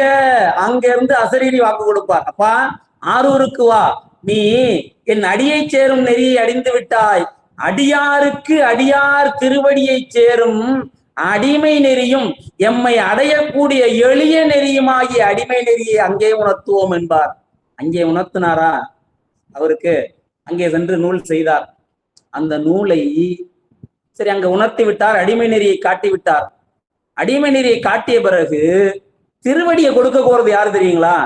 திருவடியை கொடுக்க போறது யாருன்றத ஒரு குறிப்பா பார்த்து உணர்ந்து கொள்ளலாம். அவரு சுந்தரமூர்த்தி சாமி அஞ்சை களத்திலிருந்தே போய்விட்டார். ஆனா அதை விரிக்க வந்தார் அல்லவா நம்முடைய நம்பியாண்டார் நம்பிகள் பெருமான் மற்றும் நம்முடைய சேக்கிழார் பெருமான். நம்பியாண்டார் நம்பிகள் பெருமான் நடேச பெருமான் திருவருளாலே தான் திருமுறையை உலகறிய செய்தார்.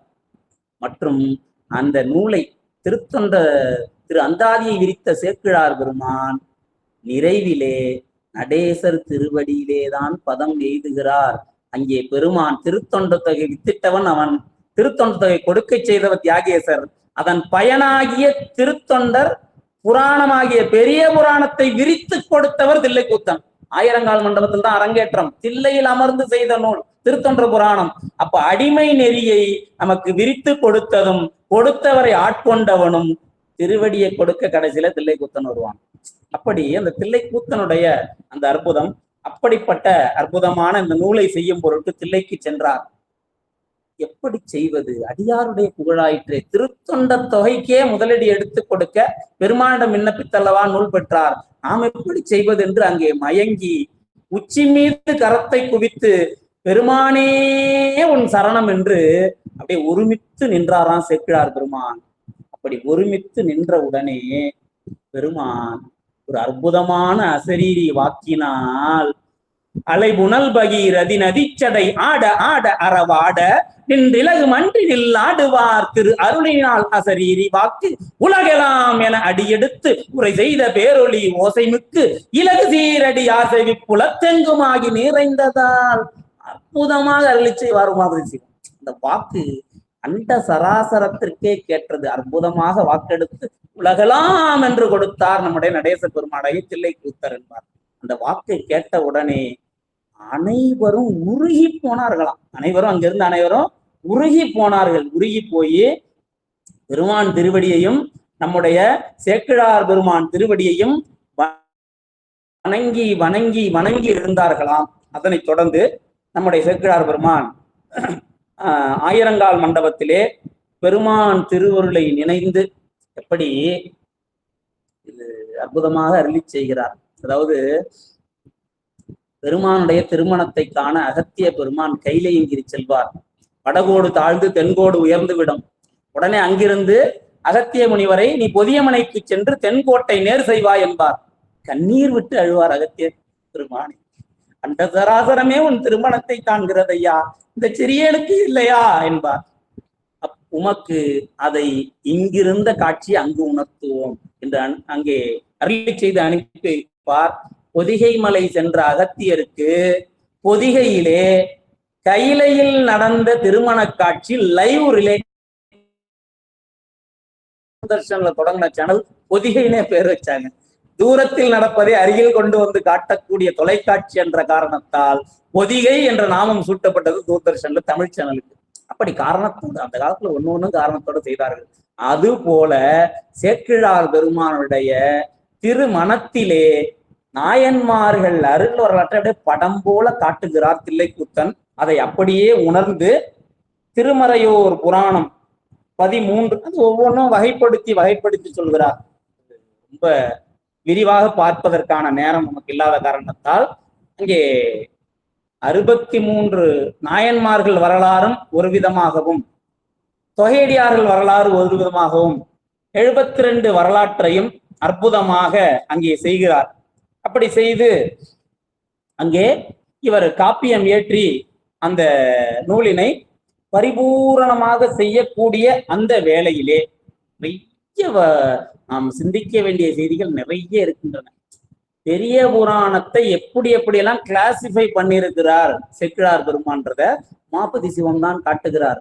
பெரிய புராணம் படிப்பவர்கள் கட்டாயம் தெரிந்து கொள்ள வேண்டிய செய்தி நிறைய இருக்கு. ஆனா இந்த செய்தியே நமக்கு ஒரு அரை மணி நேரத்துக்கு மேல பிடிக்கும். அது நம்முடைய சிந்தனை நீண்ட நேரம் செல்ல விடாமல் இதுக்குள்ளேயே நம்ம பதிக இந்த வரலாற்று சிந்தனை நிறைவு செய்து கொண்ட காரணத்தால ரொம்ப விரிக்கவில்லை.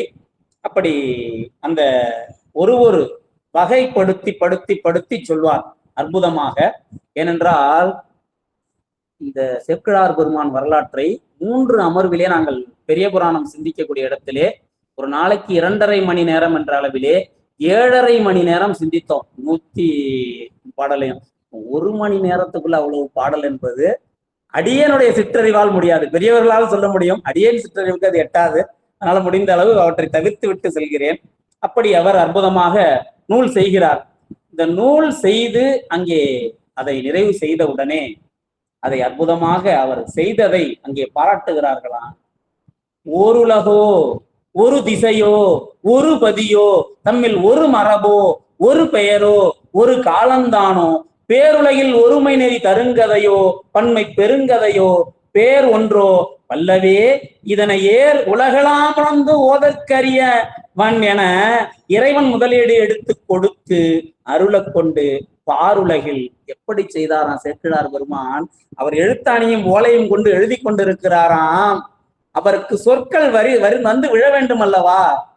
திருமகள் தங்க தாம்பாளத்திலே சொற்களை மலை போல் குவித்து வைத்துக் கொண்டு பெருமான் எந்த சொல்லை எப்பொழுது கேட்பார் என்று தெரியாமல் அவரிடம் தவம் கிடந்தாளாம் நம்முடைய சரஸ்வதி. அப்போ உமாபதி சிவத்துடைய அருளினால் தோன்றிய இந்த புராணத்தை படிப்பவர்களுக்கு தனியாக நாம போய் முயற்சி பண்ண வேண்டாம். சரஸ்வதி அந்த குழந்தைகளுக்கு கல்வி செல்வத்தை அளவிறந்து ஊட்டி செல்வாள்னு ஒரு குறிப்பு காட்டிட்டு போறார் உமாபதி சிவம்.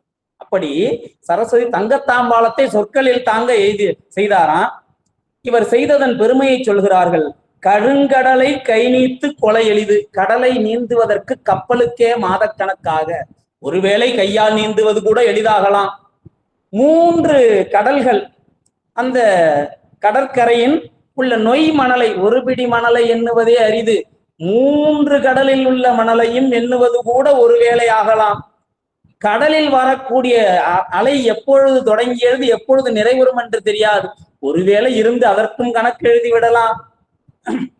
மேலும் அந்த கடலில் எத்தனையோ லட்சம் மீனவர்கள் எத்தனையோ நாடிலிருந்து வலை வீச வீச அவர்களுக்கு மீனாகிய செல்வத்தை வாரி வாரி அவர்களுக்கு ஏமாற்றாது கொடுத்து கொண்டே இருக்கிறாள் அந்த கடல் மகள்.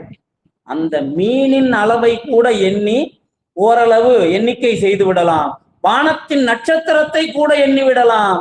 ஆனால் இந்த திருத்தொண்டர் புராணத்தை நமக்கு அருளி செய்தாரே சேக்கிழார் பெருமான், இவரை தவிர 1000 நாவை உடைய தேவாதி தேவருக்கும் இது அரிது அரிது அரிது என்று அற்புதமாக வாழ்த்தினார்கள் நம்முடைய சேக்கிழார் பெருமான் பெருமையை. இந்த வார்த்தை எல்லாமே உமாபதி சிவம் போடுகிறார். அவர் எந்த அளவு உள்ளுக்குள்ளே இந்த பெரிய புராணத்தின் அருமையை உணர்ந்திருந்தால் இப்படி போற்றி இருப்பார்.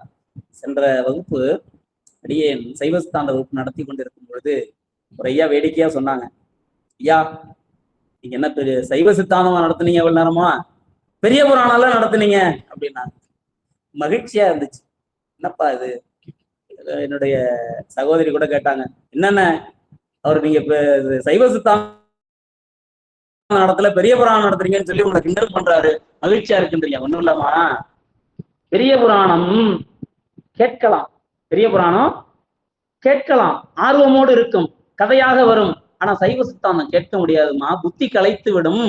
சைவ சித்தாந்தத்தை பெரிய புராணத்தோட இணைத்து புத்தி கலைக்காதபடி நாம் சொல்கிறோம்னு அவர் சொன்னாரு. அந்த அளவுக்கு மகிழ்ச்சி. இதை கேட்பவர்களுக்கு கலைப்பு இல்லாதபடி சொல்லுறோம் போல தெரியுது. இது நாம் சிந்தித்து சொல்வதில்லை, பெருமான் உணர்த்துகிறார், அது வேற விஷயம். இருந்தாலும் அடுத்தவர் சொல்லும் பொழுதுதான் நாம் எப்படி சொன்னோம் என்பது தெரியும் அல்லவா. அப்போ சைவ சித்தாந்தம் பெரிய புராணத்தோடு கலந்து நாம் கொடுத்து கொண்டிருக்கிறோம். கேட்பவர்களுக்கு புத்தி கலைக்கவில்லை போல திருவருள் என்று அங்கு எடுத்துக்கொண்டோம். அடுத்த திருப்பாடலிலே அற்புதமாக சொல்லுகிறார். இந்த பெரிய புராணத்தை அற்புதமாக நிறைவு செய்கிறார். இதை 2 காண்டங்களாகவும் 13 சருக்கங்களாகவும், முன்னே திருமலை சருக்கம், கடையிலே வெள்ளானை சருக்கம் என்று 2 சருக்கங்களை கூட்டிக் கொண்டு திருத்தொண்ட தொகையின் ஒரு முதல் அடியையும் ஒரு சருக்கமாக, தில்லைவாழ் அந்தன சருக்கம், திருநீலகண் இலைமலிந்த சருக்கம், மும்மையால், இப்படி அந்த முதல் அடிகளையே சருக்கமாக அமைத்து 13 சருக்கங்கள், 2 காண்டம். முதற்காண்டம் நம்முடைய திருஞான சம்பந்தர் புராணத்துக்கு முன்பு நிறைவு பெறும். 2ஆம் காண்டம் திருஞான சம்பந்தர் புராணம் தொடங்கி அப்படி 2 காண்டங்களாக அற்புதமாக அமைத்து கொண்டு இதை சிறப்பாக அமைத்து செய்தார். இவர் எந்த அளவிற்கு இங்கே புராணம் நிறைவு செய்துள்ளார் என்று அங்கே கூப்பிட்ட உடனே அங்கே புற்றர்களை அனுப்பி சோழன் விசாரித்து வர சொன்னாராம். உடனே அந்த நிலையை அங்கு இருந்தவர்கள்லாம் போய் ஒவ்வொருத்தர்கிட்ட சோழர்களிடம் சொல்லுகிறார்களாம். ஒருத்தர் சொல்றாராம், வென்றிவேல் வளவ, இந்த கதை பாதி முடிந்துள்ளது என்றார்கள் சிலர். இன்றோ நாளையோ முடிந்துவிடும் என்றார்கள் சிலர். இப்படி ஒவ்வொருவரும் ஒவ்வொரு செய்தியை சொல்ல ஒருத்தர் வந்து, ஐயா நிறைவு பெற்று விட்டது என்று கூறினாராம். கேட்ட அனைவருக்கும் எப்படி வானிலிருந்து மழை அந்த பாகுபாடின்றி அந்த அமிர்தத்தை, மழைநீர் அமிர்தத்தை பொழியுமோ அதுபோல நவமணிகளும் பட்டு துகிலும் மற்றும் கைக்கு கிடைத்த பொற்காசுகளையும் மழை போல துவினாராம். யாருக்கு? பெரிய புராணம் நிறைவாகி விட்டதுன்னு சொன்னவருக்கு. அப்ப பெரிய புராணத்தின் மீது எவ்வளவு காதல் அந்த சோழ பெருமானுக்கு. உடனே புறப்பட்டு நாடு முழுவதும் பறையறிவித்து அனைத்து மக்களையும் திரட்டி கொண்டு பெரிய சேனையோடு, எப்படி ஒரு மன்னன் முடிசூடினால் ராஜபாட்டையிலே ஆணை மீது அமர்ந்து 4 சூழ ஒரு ராஜ அலங்காரத்தோடு செல்வாரோ அதுபோல் புறப்பட்டு அங்கிருந்து கடல் முழங்குவது போல் வந்து சேர்ந்தார் தில்லைக்கு.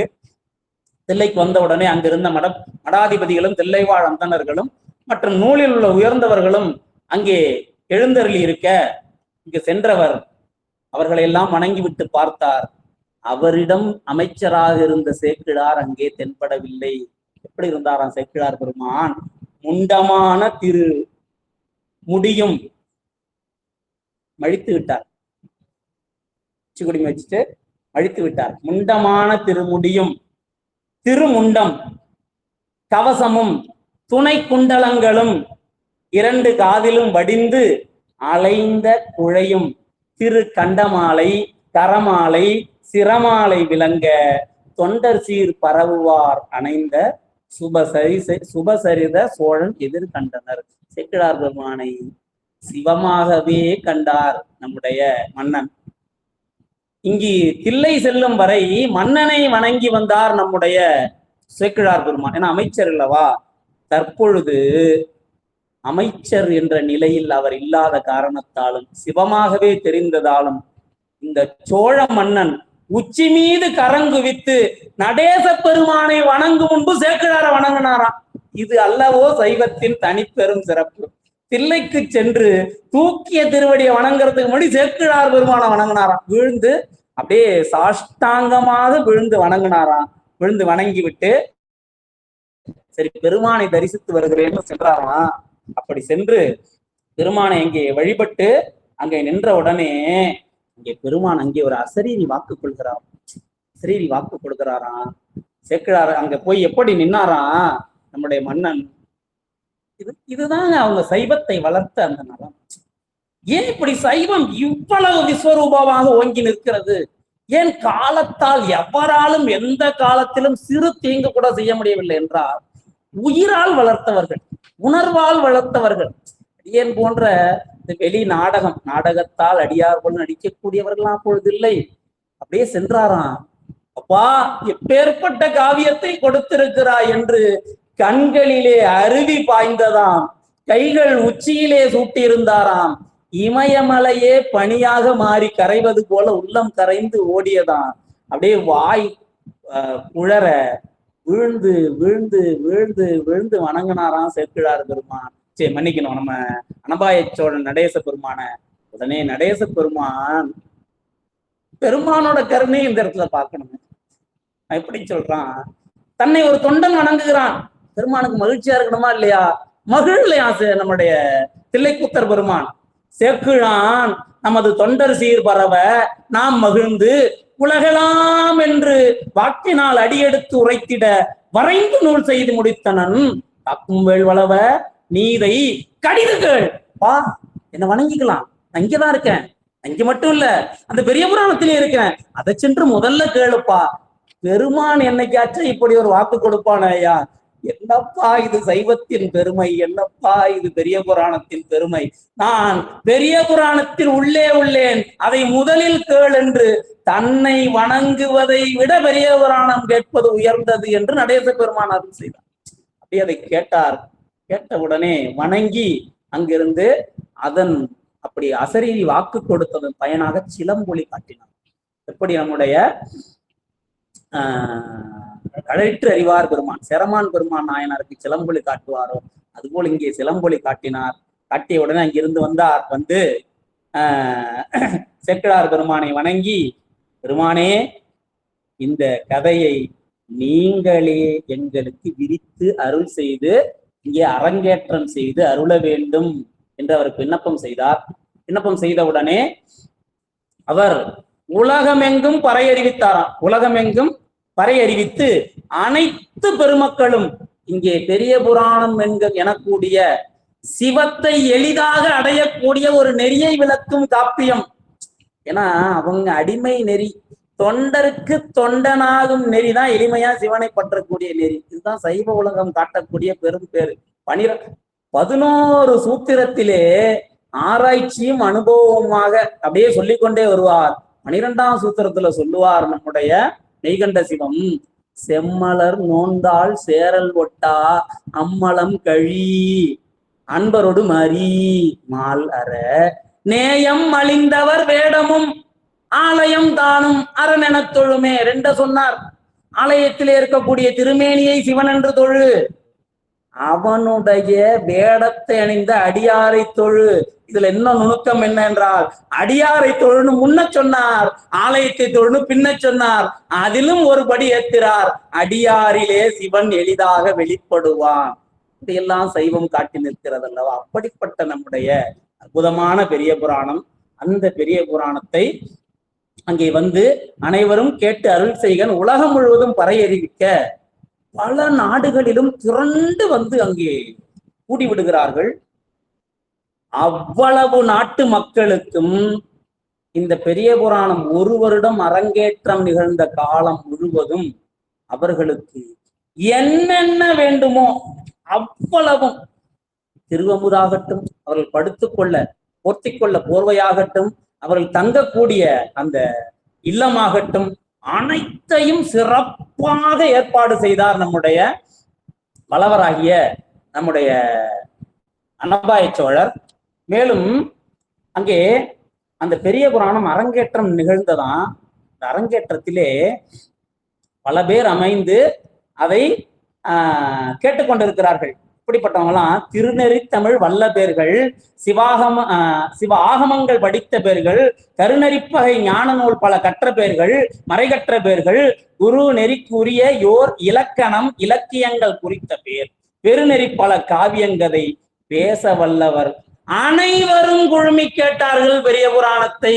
வேதத்திலே வல்லவர், ஆகமத்திலே வல்லவர், பெரிய பெரிய நூல்களை அருளி செய்த பெரிய பெரிய ஞானிகள் அனைவரும். ஏனென்றால் பெரிய புராணம் எங்க இருந்து கேட்டாலும் உயிரை உருக்கிவிடும். என் போன்ற ஒன்றும் போதா நாய்கள் சொல்லுவதே இப்படி இருக்கிறதே, அதை அருளி செய்த அந்த பெருமானே அருளி செய்கிறார். சேக்கிழார் பெருமானே அதை விரித்து உரைத்தார் என்றால் அதுவல்லவோ பிறந்த பிறவியின் பயனாக இருந்திருக்கும். பரிபூர்ணமா கேட்டு உயிரி அடைந்திருக்கலாம் இல்லையா? அப்படி அற்புதமாக அங்கே பெருமான் அந்த அற்புதமாக அங்கே அரங்கேற்றம் செய்து அனைவருக்கும் சிறப்பாக சிறப்பாக சிறப்பாக விளக்கி அருளி செய்தார். அதை கேட்டு மகிழ்ந்த அவர்கள் இந்த பெரிய புராணத்துக்கு மரியாதை செய்கிறார்களாம். நடேச பெருமானை தவிர வேறு யாருக்கும் அங்கே முதல் மரியாதை இல்லை. அங்கே வழிபாடு என்பது பரிபூர்ணமான நடேசருக்கு தான், தில்லைக்கூத்தருக்கே.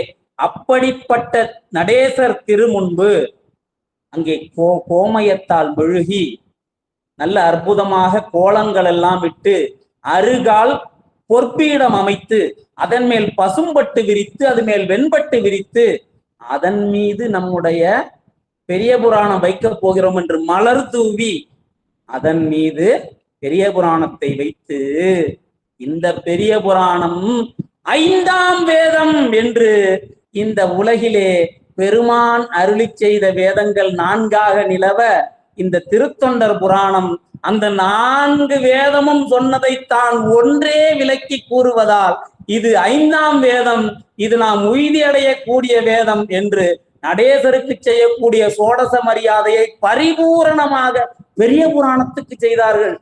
இப்ப யோசிச்சு பாருங்க, நீங்க தில்லை சென்று நடேசரை தரிசிப்பதும் ஒன்று, பெரிய புராணத்தை ஒரு முறை உச்சியில் வைத்து சேக்கிழாரையும் தில்லைக்கூத்தனையும் தரிசிப்பதும் ஒன்று. 2ம் சமம். பேர்பட்ட ஞான நூல், பேர்பட்ட அற்புதமான காப்பியம். அப்படி அற்புதமாக அந்த நூலை அங்கே அலங்கரித்து முறைப்படி அரங்கேற்றம் செய்கிறார்கள். நம்முடைய சேக்கிழார் மணிக்கணும், நம்முடைய பிள்ளை பெருமான் திரு அவதாரம் செய்த நாளும் ஞானப்பால் உண்ட நாளும் ஆகிய சித்திரை திருவாதிரையிலே தொடங்கி எதிராம் ஆண்டு சித்திரை திருவாதிரை வரை அற்புதமாக அந்த நூல் ஓராண்டு இருந்து கேட்டிருக்கிறார்கள் என்றால் அது எவ்வளவு ஞானத்தை மழையாக பொழிந்திருப்பார் சேக்கிழார் என்பது நாம் உள்ளத்தால் கற்பனை செய்து பார்க்க முடியாத அளவுக்கு மிக மிக மிக மிக அற்புதமான செயலாக உள்ளது. அது ஞானமே அங்கே எழில் ஞான பூஜை நிகழ்ந்தது. இதுக்கு மேல அதுக்கு சொல்லாட்சியே இல்லை. எழில் ஞான பூஜை. இந்த பக்கம் வந்தா நடேசர் திருவடி, அந்த பக்கம் சென்றால் பெரிய புராண விரிவுரை. இது பெருமானுடைய அருட்காட்சி. இந்த தரிசனத்தின் பயன் அங்கே சென்றால் பெரிய புராணத்தின் ஞானம். இப்படி தில்லை சென்ற அனைவரும் இங்கே பெருமான் திருவடியையும் அங்கே அவன் நடனத்தையும் பெரிய புராணத்திலே கண்டு கண்டு கண்டு திளைத்திருப்பார்கள். அப்படி அற்புதமாக 1 வருடம் இவர் அதை பரிபூரணமாக உரை செய்து முடித்த உடனே மன்னனுக்கு செய்யக்கூடிய மரியாதையாகிய அந்த அரசாட்சி பெற்றவுடன் யானையிலே வலம் வரக்கூடிய அதே சூழலிலே சேக்கிழார் பெருமானை அங்கே யானை மீது எழுந்தருள வைத்து பொற்தாம்பாளத்திலே பட்டு விரித்து அதன் மீது பெரிய புராணத்தை வைத்து அவர் தாங்கிக் கொள்ள பின்னே ஏறி அமர்ந்த நம்முடைய சோழ வளவன் அபாய சோழர் பல பல மக்கள் அவருக்கு சாமரம் வீசுவதற்கு தவம் கிடக்க அந்த ராஜாதி ராஜர் 2 கரங்களாலும் சேக்கிழார் பெருமானுக்கு அங்கே அற்புதமாக சாமரம் வீசி இது அல்லவோ நான் பிறந்த பிறவியின் பயன் என்று கண்ணீர் வடித்துக் கொண்டே சென்றார். சோழர்கள் இதனுடைய பெருமையை நம்ம இவ்வளவுதான் சொல்லவே முடியாது. பாண்டியர்கள் சமன் சார்ந்துள்ளார்கள், பல்லவர்கள் சமன் சார்ந்துள்ளார்கள், சேரர்கள் சமன் சார்ந்துள்ளார்கள். சோழர் குடி மட்டும்தான் சமன் சாராது, சைவத்தை எந்த நாளும் நீங்காது. சைவமே சமயம், சிவமே பரம்பொருள் என்ற வாழ்ந்த அற்புதமான ஒரு சமயம். அதனால்தான் இந்த சேக்கிழார் பெருமான் மூலமாக இங்கே அற்புதமாக பெரிய புராணம் என்கிற ஞான காவியத்தை பெருமான் அவர்கள் குடியில் வந்த அனபாய சோழன் திருவாக்கினால் செய்ய வைக்கிறார். இப்படி இவர்கள் வலம் செய்து வந்தவுடனே இங்கே பெருமழை பெய்ததான். என்ன மழை என்று விரிக்கிறார் நம்முடைய உமாபதி சிவம். முதலிலே பெருமானின் அருள் அங்கே விண்மழையாக பொழிந்தது. ஏன்னா திருவள்ளுவர் தான் சொல்லுவார், முதலிலே இறை வாழ்த்து, அந்த இறைவனின் திருவருள் நம்மை வந்து சேரக்கூடிய வழி என்பது மழை.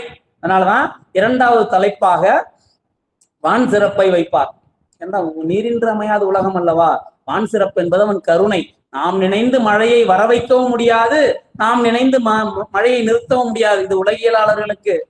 ஆனா அந்த பக்கம் பார்த்தோம்னா ஏர்கோன் கலிக்காம நாயனார் பெருமானிடம் விண்ணப்பம் செய்து மழையை வர வைத்திருக்கிறார், திரும்ப விண்ணப்பம் செய்து மழையை நிறுத்தி இருக்கிறார்.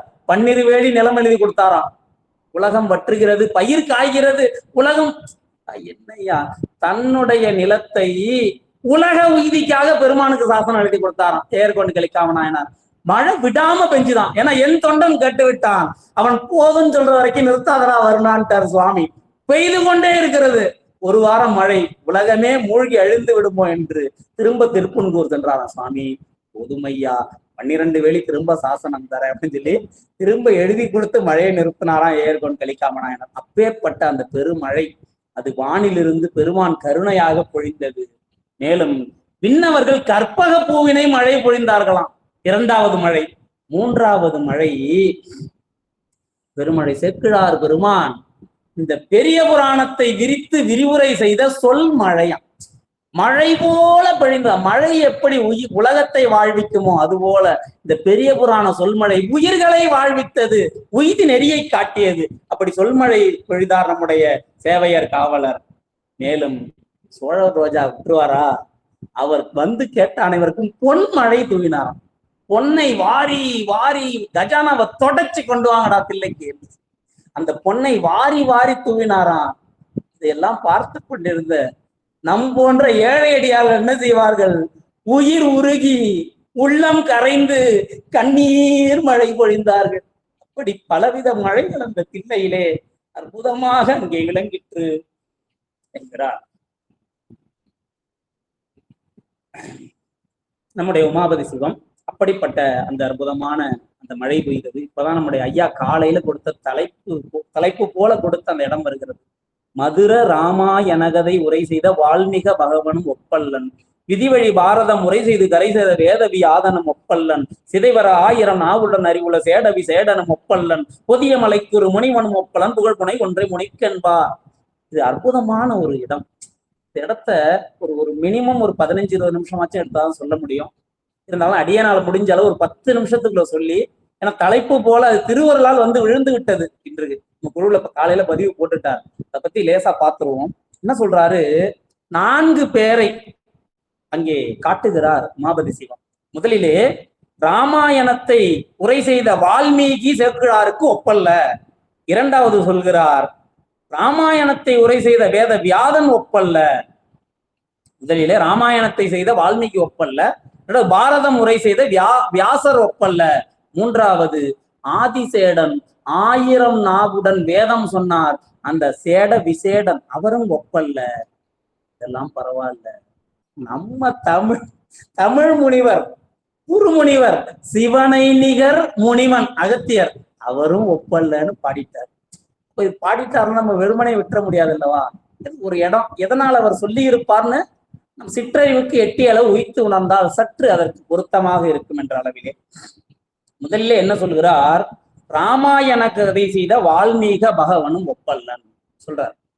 இப்போ வடமொழி ராமாயணம் பார்த்தோம் என்றால் அதுக்கும் நம்முடைய கம்பர் அருளி செய்த ராமாயணத்துக்கும் வித்தியாசம் நிறைய இருக்கும். ஒரு இடம் சீதையை ராவணன் கவர்ந்து செல்லக்கூடிய இடம். நம்ம கம்பர் நாகரிகமா பாடிட்டார். என்ன செய்தாரு? சீதை இருந்த அந்த தவக்குடியில அப்படியே அடியில கையை விட்டு பேத்து எடுத்துட்டு போயிட்டார். அழகா பாடிட்டார். இது கலாச்சாரத்துக்கு எந்த விதமான ஒரு பங்கமும் இல்லாம போயிடுச்சு. ஆனா நம்முடைய வால்மீகி எப்படி பாடினார் தெரியுமா? லோகமாதா என்று அவர்கள் போற்றக்கூடிய கதையின் நாயகியை ராவணன் தூக்கி தன் தொடையில் அமர்த்தி கொண்டு சென்றான் அப்படின்னு பாடிட்டார். யார் பாடினது? வால்மீகி பாடிவிட்டார். இப்ப இந்த இடம் இதெல்லாம் உள்வாங்கி இருக்கிறார் சேக்கிழார் பெருமான். அதை மறுக்கிறார். எங்க மறுக்கிறார் தெரியுமா? இளையான் ஏற்பகை நாயனார் புராணத்தை எடுத்து வரும் பொழுது அங்கே மறுக்கிறார்.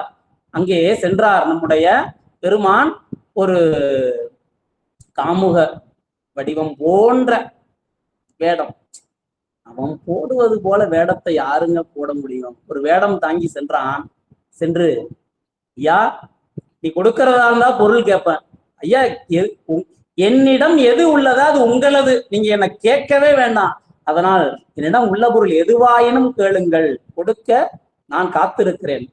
நீ உன்னுடைய காதல் மனைவியை வேண்டி வந்தது. ஐயா என்னிடம் உள்ளதை கேட்டீர்கள் மகிழ்ச்சி என்று சொல்லி முதலில் தருகிறேன்னு சொல்லிட்டு தான் நம்மையாட்ட போய் சொல்றாரம்மா, உன்னை அவருக்கு கொடுத்து விட்டேன் என்றார். அவங்க கற்புக்கரசி. கற்புக்கரசிக்கு இலக்கணம் என்ன தெரியுமா? கணவன் சொல்லை திறம்பாமை.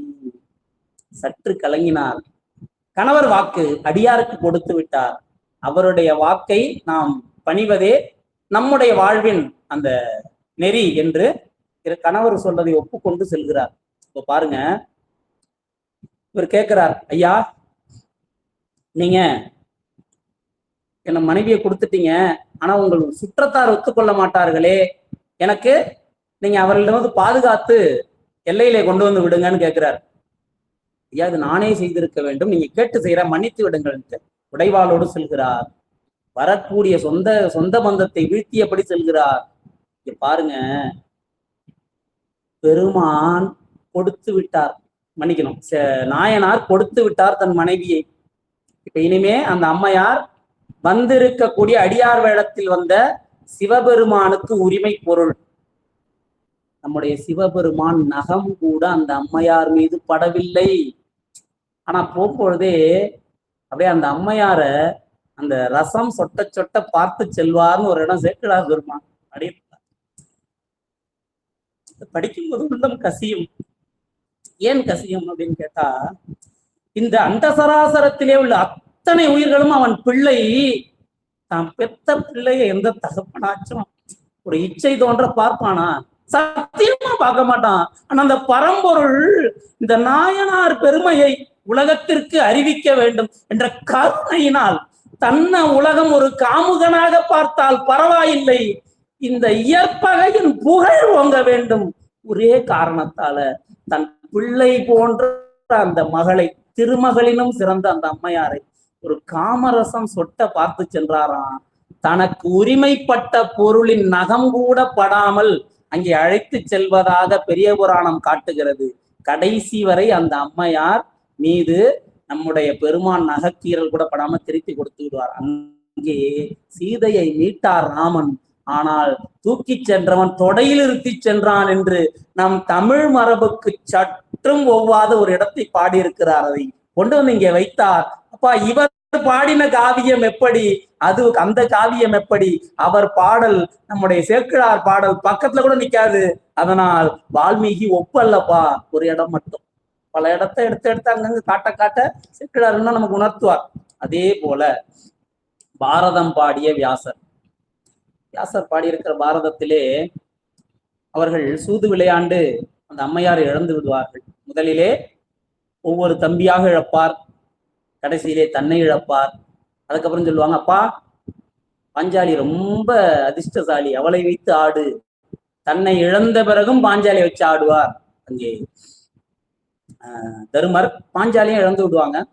பாஞ்சாலியை அங்கே அவைக்கு இழுத்து வர செல்வான் ஒரு ஏவலன். அங்க சென்ற உடனே பாஞ்சாலி கேட்கிறதா ஒரு இடம், அப்பா அவர் தன்னை இழந்தாரா முதலிலே, அல்லது என்னை இழந்தாரா?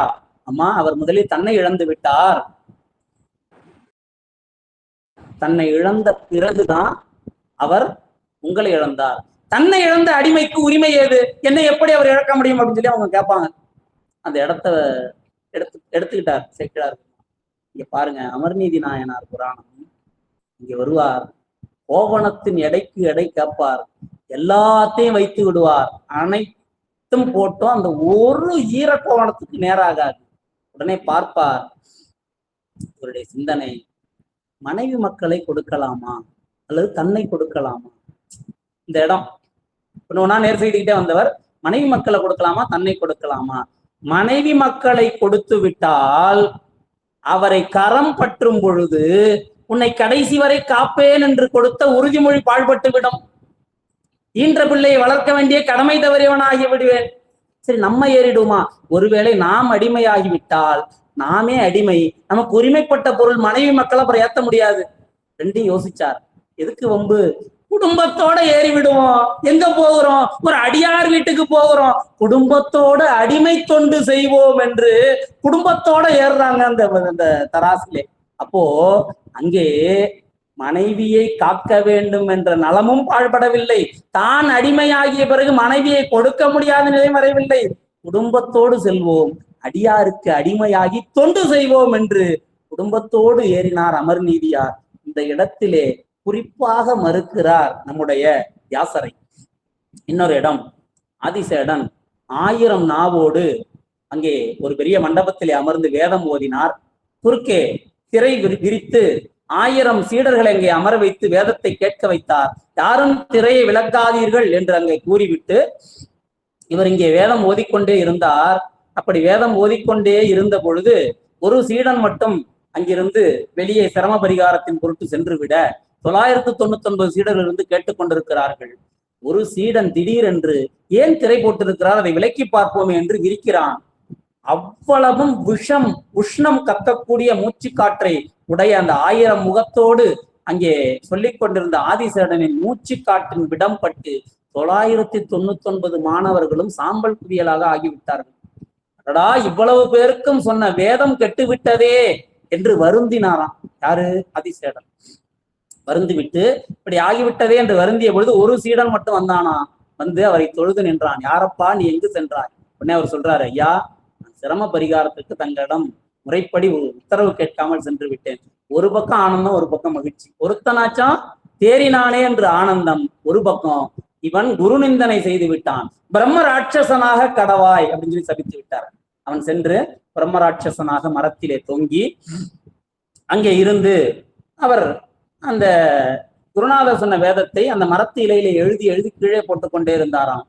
ஆடு தின்று தின்று அழித்து விட்டவன் எல்லாத்தையும். ஒரு சில இலைகள் மட்டும் ஆற்றில் விழுந்து செல்ல அதை ஆதிசங்கரர் எடுத்து பார்த்து விட்டு இந்த பிரம்மராட்சசனாக இருக்கக்கூடிய அந்த மரத்துக்கு வருகிறார். இந்த பிரம்மராட்சசனுக்கு இயல்பு என்றால் அந்த மரத்தடிக்கு வர எல்லாரையும் முழுங்கிடுவானாம். எப்படி முழுங்குவானா, இவன் எழுதியிருக்கிற இலையில எழுதியிருக்கக்கூடிய அந்த வேத கருத்துக்கு விளக்கம் கேட்பானாம். அதை சொல்பவர்களுக்கு விடுதலை, சொல்லலைன்னா முழுங்கிடுவான். யாருமே சொல்லலது வரைக்கும் எல்லாரையும் முழுங்கிடுவான். ஆதிசங்கரர் வந்தார், அதற்கு விளக்கம் சொன்னார். சொன்ன உடனே அவனுடைய பிரம்மராட்சச தன்மை நீங்கி அவன் பழையபடி அந்த ரூபத்தை பெற்றான். இப்படின்னு சொல்லி அங்கே ஆதிசேடன் அங்கே செய்ததை அங்கே குறிப்பிடுகிறார். அங்க பாருங்க, தன்னுடைய புராணத்தை கேட்டு அங்கே உய்தி அடைந்த இந்த 999 பேர் அழிந்து போனார்கள். ஒருவன் பிரம்மராட்சசனாக சென்றான். அவர் எழுதிய வேதம் பயனின்றி போய்விட்டது. அவர் எழுதிய வேதம் ஆடு தின்றும் நதியில் அடித்து கொண்டு சென்றும் பயனன்று செய்து விட்டது. ஆனால் நம்முடைய சேக்கிழார் பெருமான் ஒரு நாவினால் செய்த வேதம் ஆனா என்று சைவம் நிற்குமோ அதுவரை நின்று இதை ஓதக்கூடிய அனைத்து சீரடியார் பெருமக்களுக்கும், இதன் வழியிலே ஒழுகக்கூடிய அனைத்து சீரடியார் பெருமக்களுக்கும் திருவடி பேறு என்பது நிச்சயம் என்று அறிவித்து நிற்கிறது. இந்த வகையிலே ஒப்பிட்டு பார்க்கும் பொழுது 1000 நாவினால் சொன்ன வேதம் பயனற்று போனது, ஒரு நாவினால் சொன்ன 5ஆம் வேதம் சைவத்தை வாழ்வித்துக் கொண்டிருக்கிறது. அதனால் ஆதிசேடன் சொன்ன வேதமும் ஒப்பல்ல. நிறைவாக சொன்னார், நம்முடைய தமிழ் மொழி நம்முடைய இலக்கணம் முதலில் செய்த அகத்தியரை கூறினார். எப்படி கூறினார் என்றால், தமிழ் என்பது மொழி, அது நிலை பெற வேண்டும் என்றால் இலக்கணம் வேண்டும். அப்போது இலக்கணத்தோடு மொழி சமைத்து விட்டால் அது என்ன செய்யும், அந்த மொழி அடுத்தவரிடம் சென்று தான் சொல்ல வந்த கருத்தை சிதைவுபடாமல் சென்று தெரிவிக்கும். ஒருத்தரோட இலக்கணம் சுத்தமா ஒருத்தட்ட பேசும் பொழுது அந்த மொழியானது சொல்ல வந்த கருத்து சிதையாமல் சென்று தெரிவிக்கும். அப்படி அந்த மொழி அமைய வேண்டும் என்கிற வழியிலே நம்முடைய அகத்திய முனிவர் அகத்தியம் என்கிற இலக்கணம் எழுதினார். அப்போ மொழி பொருளளவிலே சரியாக பயன் செய்ய நூல் செய்தார் அகத்தியர். ஆனா நம்முடைய பெரிய புராணம் எப்படிப்பட்ட நூல் என்று சொல்கிறார் என்று அந்த சேக்கிழார் பெருமான் அது எப்படி சொல்லுவாரு, திருத்தொண்ட தொகையைதான் சொல்லுவாரு. தென் தமிழின் பயனாய் வந்த திருத்தொண்ட தொகை என்பார் சேக்கிழார் பெருமான். எங்க சொல்லுவார், தடுத்தாட்கொண்ட புராணத்திலே சுந்தரமூர்த்தி சுவாமி அருளி செய்வார் இல்லையா, திருத்தொண்ட தொகை. அருளி செய்த நூலை சொல்வார், தென் தமிழின் பயனாய் வந்த திருத்தொண்ட தொகை. ஒன்றுமில்லை, ஒரு ஜக்குல காப்பி இருக்கு, அந்த காப்பி ஒருத்தரிடம் செல்ல வேண்டாம், கப்பில் வர வேண்டும். கப்பில் வந்த பிறகு உள்ளே சுவையாக மாற வேண்டும். அண்டாவுல இருக்கிற காப்பி கைக்கு வராது. அப்ப அண்டாவுல இருக்கிற மாதிரி தமிழ் அது கைக்கு வந்து சேரணும்னா பொருளா வர வேண்டும் என்றால் இலக்கணம் வேண்டும். இலக்கணப்படி வரக்கூடியது நம்மிடம் வந்து சேர்வது போல, ஆனால் உள்ளே பருகி பயனை அனுபவிக்கிறோம் இல்லையா, அதுதான் நமக்கு உணர்வாக மாறும். இலக்கணம் பொருளாக தமிழை உணர நமக்கு வழி செய்தது. ஆனால் திருத்தொண்ட தொகை தென் தமிழுக்கு பயனாக நின்ற நூல். அதனால் அகத்தியர் செய்த இலக்கண நூலினும் மேம்பட்டு நிற்கிறது.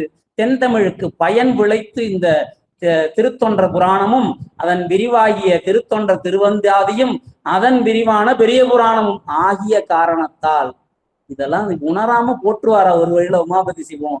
அதனால் மூவரை முன்னே வால்மீகியை மறுத்தார், வியாதனை மறுத்தார், ஆதிசேடனை மறுத்தவர் நம் அகத்தியரையும் அங்கே மறுத்தார் என்றாலும் இது தென் தமிழுக்கு பயனாக உள்ள நூல்.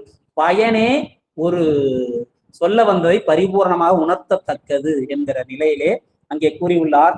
அப்படி அங்கே அற்புதமாக நூல் செய்ய அதை அனைவரும் போற்றி வளம் செய்து அங்கே அந்த நூலை சிறப்பாக போற்றுகிறார்கள். அப்பொழுதுதான் அந்த நூலை மூவர் ஓது திருமுறைகள் 7 என்றும் 8வது திருமுறையாக நம்முடைய திருவாசகத்தை அருளி செய்தும் மேலும் 9ஆம் திருமுறை 10ஆம் திருமுறை என்று வரிசையாக நூலினை முறை செய்தவர்கள் இந்த நூலுக்கு 12ஆம் திருமுறை என்று முறை செய்தார்கள். என்ன ஒரு சிறப்பு நேற்று ஐயா சொன்னாங்க அற்புதமா.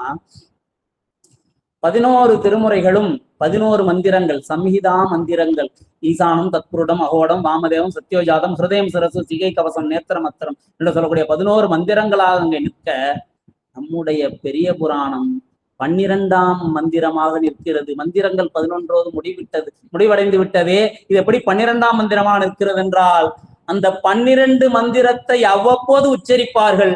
எப்பொழுதும் உச்சரிக்கும் மூல மந்திரம் போல நிற்கிறது இந்த 12ஆம் திருமுறை. நித்தியப்படி ஜபத்துல மூல மந்திரம் தான். அப்படி மூல மந்திரமாக நின்று உதவக்கூடிய நூலாக 12ஆம் திருமுறையை நிறுவி திருமுறைகள் 12 என்று அங்கே அதோடு திருமுறைகள் இனி வளர்வதற்கு வாய்ப்பில்லாதபடி அங்கே நிறுவிவிட்டார்கள். இந்த அற்புதமான இந்த பெரிய புராணம் கிடைத்தது தோடு செய்த திருநெறிய சந்தமிழோடு ஒக்கும் என்று தொடர்ந்து செப்பேடு செய்து நடராஜர் சன்னதியில் ஏற்றினார்கள். இது பாலிசூழ் நாடு செய்த குன்றை நாட்டின் தவம் மற்றும் சேக்கிழார் குடி செய்த தவம் என்று அற்புதமாக வாழ்த்துகிறார். அப்படி அந்த நிலையிலே அவர் நூல் செய்த பிறகு தன்னுடைய அமைச்சர் பதவிக்கு மீண்டும் ஒரு அமைச்சர் வேண்டுமே என்று சேக்கிழார் பெருமானிடம் விண்ணப்பித்து அவருடைய தம்பி பாலராவாயரை குன்றை நகரிலிருந்து வரவழைத்து அவரை அமைச்சராக்கி அற்புதமாக கோல் செலுத்தினார் நம்முடைய அனபாய சோழர் என்று கூறி நம்முடைய தொண்டர் சீர் பரவுவார் தில்லை நகரிலேயே தங்கி மூவர் பதிகத்து வந்த 63 கதைதனை உணர்ந்து உணர்ந்து உணர்ந்து பெருமான் திருவடியிலேயே சிந்தையை வைத்து அவர் திருநீழல் எய்தினார் என்ற அளவிலே இந்த நூலை நிறைவு செய்கிறார். மேலும் இதற்கு ஒரு வாழ்த்து பாடி நிறைவு செய்கிறார். வாழி தில்லை மன்றுள் என்றும் நடமாடும் அங்கணர் மலப்பதம் வாழி காழிநகர் வாழ வந்த திரு நெறியர் அதிபதி வள்ளல் தாள் வாழி அன்பர் திருநீரும் இட்ட திரு முண்டமும் துவைய கவசமும் வாழி குன்றைமுனி சேவையர் திரு வாய் மலர்ந்து அருள் புராணமே என்று சொல்லி அற்புதமாக இதற்கு ஒரு வாழ்த்து செய்து இந்த புராணத்தை நிறைவு செய்கிறார். நிறைவு பாடலாக 103ஆம் திருப்பாடல் அண்டவானர் தொழு தில்லை அம்பலவர் அடியெடுத்து உலகலாம் என தொண்டர் சீர் பரவு சேக்கிழான் வரிசை துன்று குன்றை நகர் அதிபன் தண்டக அதிபதி திருநெறி தலைமை தாங்கு செங்கை முகில் பைங்கழல் குண்டரீக மலர் தண்டனிட்டு வினை போக்குவார் பிறவி நீக்குவார் என்று நூற்பயன் பாடுகிறார். பெருமக்களே, நீங்கள் பிறவி பயன் ஆகிய இந்த வினை பிறவியில் செலுத்தக்கூடிய வினையை நீக்கி பிறவியின் பயனை எய்த வேண்டுமா? இந்த சேக்கிழார் குரிசிலின் திருவடியை ஏத்தி ஏத்தி அவர் அருளி செய்த 63 நாயன்மார் திருவடிகளை ஏத்தி ஏத்தி அந்த நாயன்மார்களிலே அற்புதமாக நூல் செய்து அருளி செய்த அந்த தேவாராதி திருமுறைகளை ஏத்தி ஏத்தி பெருமான் திருவடியை பரிபூர்ணமாக அடைவீர்களாக என்று நூற்பயணம் செய்து நிறைவு செய்கிறார். சிறியனுடைய சிற்றறிவுக்கு எட்டிய அளவிலே பெரியோர் சபையிலே இந்த சேக்கிழார் பெருமான் அருள் வரலாற்றினை திருவருளும் குருவருளும் கூட்டிய அளவிலே சிந்தித்தோம் என்று கூறி இந்த அளவிலே இந்த சிந்தனையை நிறைவு செய்வோம். என்றும் இன்பம் பெருகும் இயல்பினால் ஒன்று காதலித்து உள்ளமும் ஓங்கிட மண்டுளாரடியாரவர் மான் புகழ் நின்றது எங்கும் நிலவி உலகெல்லாம் கைலாய பரம்பரையில் சிவஞான போத நெறி காட்டும் என்னை பயில்வாய்மை மெய்கண்டான் சந்ததிக்கோர் மெய்ஞான பானுவாகி உயிலாரும் பொழுது திருவாவூர் திருவாழ் குருநமச்சிவாய தேவன் சைலாதி மரபுடையோன் திருமரபு நீதூழி தழைக மாதோ வாழ்கந்தனர் வானவராணினும் வீழ்கதன் புனல் வேந்தனம் ஓங்குக ஆழ்க தீயது எல்லாம் அரண் நாமமே சூழ்க ஐயகமும் துயர் தீர்கவே காவாய் கனக திரளே போற்றி இலைமலையானே போற்றி போற்றி. இதுவரை இருந்து கேட்ட அடியார் மக்கள் அவர்களுக்கு பெருமான் திருவருளாலும் குருவருளாலும் அவர்கள் வினை பிறவியாகி அந்த பிறவி தொடர் நீங்கி அவை சூரியனை கண்ட பனி போலவும் இருள் போலவும் விலகி ஆணவ மலம் பற்றற கழிந்து பெருமான் திருவடி கமலத்திலே என்றும் இன்பம் பெருக வாழ்ந்திருக்க நம்முடைய நாயன்மார் பெருமக்கள், பரமாச்சாரியார் பெருமக்கள் மற்றும் நடேச பெருமான் திருவடியை வாழ்த்தி வணங்கி அடியார் பதம் போற்றி வணங்கி அமைகிறேன். நன்றி. திருச்சிற்றம்பலம், திருச்சிற்றம்பலம், திருச்சிற்றம்பலம்.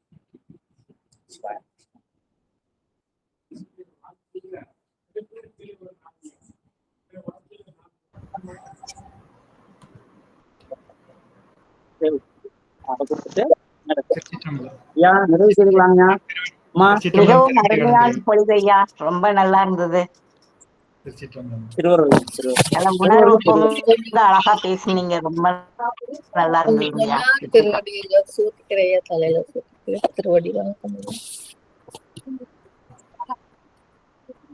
ஐயா. வணக்கம் ஐயா, ரொம்ப நல்லா இருந்துச்சு.